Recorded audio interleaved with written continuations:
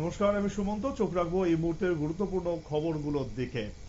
দুঃসাহসিক চুরির ঘটনা এবার মধুপুর বাজার সহ পার্শ্ববর্তী রাম ঠাকুর সেবা মন্দিরে। চোরের দল এখন মন্দির মসজিদ এগুলোকে বেছে নিয়েছে। গত কয়েক মাস যাবৎ গোটা রাজ্যের বিভিন্ন জায়গায় পবিত্র স্থানগুলোতে চুরির ঘটনা ঘটছে। এদিকে বৃহস্পতিবার সকালেই মধুপুর বাজারে সংলগ্ন রাম ঠাকুর সেবা মন্দিরের পুরোহিত যখন সেই আশ্রমে আসে,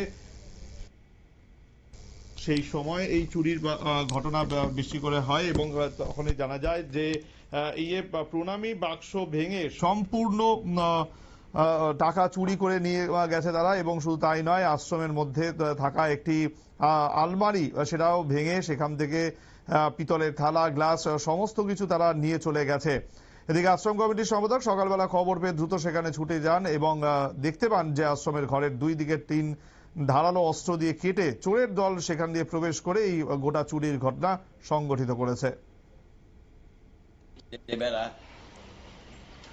মানে কাইটা এবারে সুর ভিতরে গিয়ে প্রণামী বাক্স ভাঙচুর গিয়া প্রণামী সব গ্লাস ছিল, গ্লাস ভাঙ্গা 10-15 হাজার টাকা এমন আইডিয়া ছিল, টাকাগুলি নেই।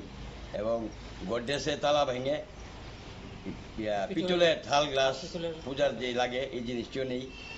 তারপরে আমাদের গুরু ভাই নিত্য পূজাতে আসে, এইসব কাণ্ড দেখে আমি আশ্রমের সেক্রেটারি আমার ফোন করছে, আমি আইসি আইসে দেখি আরও গুরু ভাইয়েরা আসলো আমার সাথে, এও আসলো।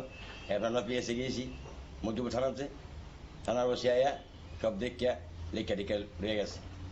আপনার কি মনে হয়, ধারণাটা কি? ধারণাটা অন্তত নিজের চোখে কোনো দেখছি না। এটি আমার খুব সম্ভব দূরের কোনো মানুষ এখানে এইসব কাণ্ড করে না, স্থানীয়রা যোগাযোগ থাকতে পারে এমন মনে হতে পারে।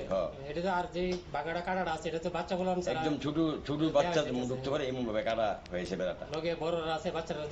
মন্দিরের বেড়াটা কবে উৎসব?